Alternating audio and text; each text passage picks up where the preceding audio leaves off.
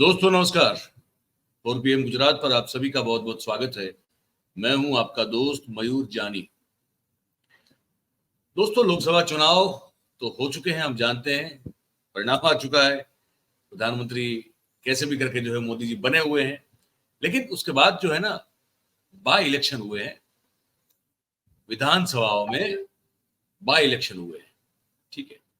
और उसमें जो परिणाम आए हैं वो बड़े, एनडीए को अब कहा जाए तो एनडीए को, या तो मोदी साहब को ही कह दीजिए, तो उनको अच्छे ना लगे, तकलीफ देने वाले परिणाम आए। मैंने वो खबर जो है खोल के मेरे सामने रखी हुई है, मैं आपको बताना चाहता हूं कि 13 सीटों पे जो है वो चुनाव, विधानसभा की 13 अलग अलग राज्यों को मिला के 13 सीटों पे, उसमें भारतीय जनता पार्टी को झटका लगा है। इंडिया गठबंधन को बड़ा फायदा हुआ है, एनडीए को बहुत नुकसान हुआ, ठीक है। और उसमें सबसे एक जो जिसे कहते हैं जले पे नमक छिड़कने वाला जो मामला है वो ये है कि अयोध्या के बाद एक और पवित्र तीर्थ स्थान जिसको हम बद्रीनाथ के नाम से जानते हैं, जो उत्तराखंड में पड़ता है, वहां पर भी भाजपा हार गई है और कांग्रेस जीत गई है। ये बड़ा अजीब और बड़ा तकलीफदेह मामला है। हिंदू हृदय सम्राट की छवि रखने वाले मोदी साहब को लेकर के ये क्या हो रहा है। हिंदू बहुमत वाले क्षेत्र जो है, धार्मिक आस्था वाले क्षेत्र है, वहां भी बीजेपी बुरी तरह से हारती हुई नजर आती है। तो ये एक बड़ी तकलीफ देने वाली बात भारतीय जनता पार्टी और मोदी साहब के लिए है। हिमाचल और उत्तराखंड में कांग्रेस और मजबूत हुई। लोकसभा के नतीजों के बाद हम जानते हैं कि ये 7 राज्यों में ये 13 ऐसी सीट थी जहां पे बाई इलेक्शन हुए, उपचुनाव जिसे हम कहते हैं। और वहां पे भारतीय ये इंडिया गठबंधन जो है उसने बड़ी टक्कर दी है, एनडीए को पछाड़ा इस तरह से। 13 सीटों में से 10 सीट पर इंडिया गठबंधन चुनाव जीता है।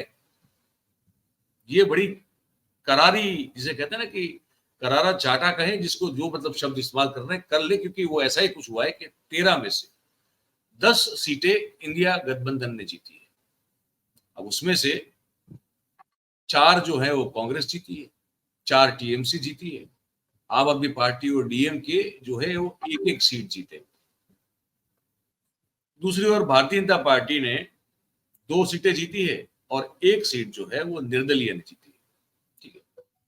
और जैसे मैंने कहा कि उत्तराखंड की बद्रीनाथ की सीट पर कांग्रेस की जीत जो है वो कुछ मतलब कि एक कहते हैं कि कहर ढा गई है भारतीय जनता पार्टी और मोदी साहब की जो छवि है उस पर। तो ये आगे और मैं आपको थोड़ा डिटेल में बताता हूँ। ऐसा है कि मैं कौन कौन सी सीट है वो बताता हूँ। देखिए, मध्य प्रदेश में एक सीट है अमरवाड़ा, जहां पे उपचुनाव हुआ, वहां भाजपा जीती है, कांग्रेस वहां पे हारी है, और पहले ये सीट कांग्रेस के पास थी।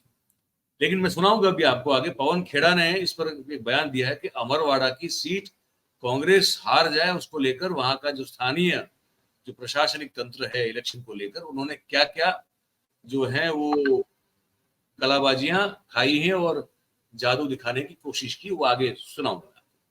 बिहार में रुपौली की जो सीट है वहां पे एक इंडिपेंडेंट जीता हुआ है और वहां जेडीयू की हार हुई है, और पहले सीट जो थी वो जेडीयू के पास थी। पंजाब जलंधर पश्चिम की जो सीट है वहां पे आम आदमी पार्टी जीती है और बीजेपी हारी है, और ये सीट पहले भी आम आदमी पार्टी के पास थी। पश्चिम बंगाल की बात करें तो 4 सीटें हैं। राणाघाट दक्षिण जो है इसमें टीएमसी जीती है और बीजेपी हारी है, पहले ये सीट बीजेपी के पास थी। रायगंज जो है वो टीएमसी जीती, बीजेपी हारी, और पहले वो सीट टीएमसी के पास थी। बागदा जो सीट है वो टीएमसी जीती, बीजेपी हारी, लेकिन ये सीट पहले बीजेपी के पास थी। और मणिकतला की जो सीट है वो भी टीएमसी जीती, बीजेपी हारी, और वो सीट भी जो है वो पहले बीजेपी के पास थी, ठीक है। हिमाचल प्रदेश में अगर बात करें तो 3 जगह पे चुनाव हुए, 3 सीटों पे उपचुनाव हुए। उसमें हमीरपुर की सीट जो है वो बीजेपी जीती है, कांग्रेस हारी है, पहले ये सीट किसी निर्दलीय के पास थी। देहरा जो सीट है वहां पे कांग्रेस जीती है, बीजेपी हारी है, पहले ये सीट किसी इंडिपेंडेंट के पास थी। नलगढ़ नाम की जो सीट है वो अभी कांग्रेस जीती है, बीजेपी हारी है, और ये भी सीट जो है पहले इंडिपेंडेंट निर्दलीय के पास थी, और बताया जाता है कि ये सब निर्दलीय भारतीय जनता पार्टी को समर्थन देने वाले निर्दलीय लोग थे। तो कुल मिला के वहां भी झटका जो बीजेपी को ही लगा है। उत्तराखंड में बद्रीनाथ की जो सीट है वो कांग्रेस जीती है, बसपा हारी है, और पहले ये सीट कांग्रेस जीती है और बीजेपी हारी है, और पहले ये सीट कांग्रेस के पास थी। मंगलौर जो है, जहां पे वो आपको पता होगा वो मुसलमान मतदाताओं को उन पर हिंसा हुई और प्रशासन की ओर से उनको वोटिंग में जो है वो नहीं जाने दिया गया, ऐसे जो मामले की जो बड़ी एक विवादास्पद बात उठी थी, वो सीट मंगलौर। तो वहां पे कांग्रेस जीती, बीजेपी हारी, और पहले ये सीट निर्दलीय के पास हुआ करती थी, और वो निर्दलीय भी बताया जाता है कि बीजेपी को ही समर्थन देता, तो वहां भी बीजेपी को नुकसान। अब तमिलनाडु जो है, तो तमिलनाडु की जो सीट है उसकी विधानसभा की सीट जो है विक्रावंडी सीट जो है, वहां पे डीएमके जीती और पीएमके हारी, और सीट पहले डीएमके के पास हुआ करती थी। तो ये सब जो है वो बड़ी तकलीफ देने वाली बातें हैं मोदी साहब को, बीजेपी को, एनडीए को, लेकिन क्या करें। पवन खेड़ा ने इस पर जो कहा है वो आपको मैं सुना देता हूँ, पहले ये सुन लीजिए। प्रधानमंत्री जी आज शायद किसी विवाह में शामिल हों, उनके चेहरे पे आज मुस्कान नहीं होगी, अच्छा नहीं लगता, लेकिन नहीं होगी, अब क्या कर सकते हैं। ये उपचुनाव जो 13 सीटों पर हुए, बहुत महत्वपूर्ण, हर उपचुनाव, हर चुनाव महत्वपूर्ण होता है, बहुत महत्वपूर्ण चुनाव थे। दूसरी बार 1.5 महीने में, 1 महीने में समझ लीजिए, दूसरी बार भारतीय जनता पार्टी को देश की जनता मजबूती से कुछ संदेश देना चाहती है। लोकसभा चुनाव में संदेश बहुत स्पष्ट था, हुजूर इस कदर भी न इतरा के चलिए।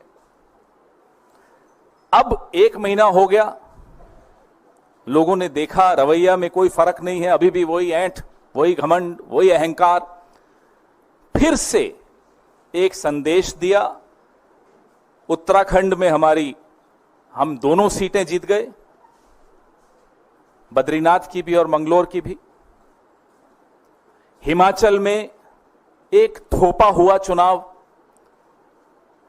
निर्दलीय 3 विधायकों से इस्तीफा लिया गया, उनसे इस्तीफा करवाया गया, हमारी सरकार को अस्थिर करने का प्रयास किया गया, और जनता का पैसा एक थोपे हुए चुनाव पर बर्बाद करवाया गया। आप लोग उसको ऑपरेशन लोटस कहते हो, मैं उसको ऑपरेशन कीचड़ कहता हूं। ऑपरेशन वोटर्स सबसे बड़ा होता है, सबसे मजबूत जवाब देता है। हिमाचल में देहरा विधानसभा क्षेत्र में, नालागढ़ में हमें जीत हासिल हुई, हमीरपुर हम हारे हैं, लेकिन ये तीनों सीटें ऐसी हैं जिसमें असेंबली इलेक्शन में, विधानसभा चुनाव में इंडिपेंडेंट्स जीते थे, कांग्रेस नहीं जीती थी। इस बार कांग्रेस ने 3 में से 2 जीत ली हैं। और अगर आप कुल मिलाकर 13 की 13 सीटों का आकलन करेंगे तो भारतीय जनता पार्टी को सिर्फ 2 मिली। भारतीय जनता पार्टी को सिर्फ 2 सीटें मिली है, बात बिल्कुल सही है। अब उत्तराखंड की जो जीत है, ये बद्रीनाथ और मंगलौर की, उस पर क्या कहा पवन खेड़ा ने, वो भी सुनिए। मंगलौर का मैं उदाहरण देना चाहूंगा, खास तौर पे चुनाव के दिन वहां किस तरह का प्रयोग करने की कोशिश की वो आपके सामने है। कैसे मुस्लिम मतदाताओं को रोकने की पूरी कुचेष्टा की गई, उनका हक है वोट देना, वो उनको रोका गया। आज मैं सोशल मीडिया पे देख रहा था, कई टिप्पणियां भारतीय जनता पार्टी के समर्थक कर रहे थे, अरे मंगलौर तो मुस्लिम बाहुल इलाका है, कांग्रेस को जीतना ही था। तो मैं उनसे पूछना चाहता हूं, बद्रीनाथ 97.68% हिंदू है ना, बात हिंदू मुसलमान की नहीं है, बात है किस तरह की राजनीति आप इस देश पर थोपना चाहते हैं। वो ये देश स्वीकार नहीं करेगा। अयोध्या में जो हुआ आपने देखा, नासिक, रामेश्वरम, रामटेक, बद्रीनाथ, ऐसे तमाम, ऐसे कई और मैं उदाहरण दे सकता हूं जहां इन्होंने एक तरह से ऐसी राजनीति करने की कोशिश की जिसमें लोगों की रोजमर्रा की जिंदगी से जुड़ी हुई कोई बात का स्थान नहीं था। उन मुद्दों को वो सामने नहीं आने देना चाहते थे, सिर्फ और सिर्फ लोगों को लड़ाकर, विवाद पैदा करके राजनीति करना चाहते थे। उसका आज एक बहुत करारा जवाब लोगों ने दिया है। और इस परिणाम पर राहुल गांधी ने एक ट्वीट किया है। वो क्या कह रहे हैं वो भी मैं आपको दिखा भी दूं और मैं पढ़ के सुना भी दूंगा। इसमें आप भी पढ़ सकते हैं। ये लिखे हैं, राहुल गांधी लिखते हैं कि 7 राज्यों में हुए उपचुनाव के नतीजों ने स्पष्ट कर दिया है कि भाजपा द्वारा बुना गया भय और भ्रम का जाल टूट चुका है। किसान, नौजवान, मजदूर, व्यापारी और नौकरी पेशा समेत हर वर्ग तानाशाही का समूल नाश कर न्याय का राज स्थापित करना चाहता है। अपने जीवन की बेहतरी और संविधान की रक्षा के लिए जनता अब पूरी तरह से इंडिया के साथ खड़ी है। जय हिंदुस्तान, जय हिंद। ये एक ऐसा ट्वीट जो है ये राहुल गांधी साहब ने कर दिया। ठीक है, बस ये खबर आपको बतानी थी। हमने कहा कि ये आप तक पहुंचना जरूरी है कि उपचुनाव में तो बड़ी करारी हार मिली है, विशेष रूप से बीजेपी को, क्योंकि वो 2 ही सीट जीत पाई। और एज ए गठबंधन या तो कोएलिशन कहे तो इंडिया गठबंधन ने वहां पे झंडा काट दिया। और अभी भी अगर जो है महाअवतारी पुरुष जो है अगर नहीं समझेंगे कि पब्लिक का मूड क्या चल रहा है तो और बेइज्जती होगी। और जो है इन तरह की कहते हैं ना कि मतलब कि तकलीफों का, विडंबनाओं का और बेइज्जतियों का सामना करना पड़ेगा। तो समझ तो अच्छी बात है। अब आपने ये बातचीत सुनी, खबर सुनी, आपकी क्या राय बनती है लिख के हमको जरूर से बताइएगा। और अगर बातचीत अच्छी लगी हो तो फिर हमारे इस वीडियो को लाइक कीजिए, इस वीडियो की लिंक को आप हो सके उतना शेयर कीजिए। और हमारा जो चैनल है 4PM गुजरात, भाई उससे आप सब्सक्राइब करें और अपने आसपास के लोगों से करवाएं। बहुत बहुत धन्यवाद हमारे साथ इस कार्यक्रम में जुड़ने के लिए। Thank you very much. नमस्कार।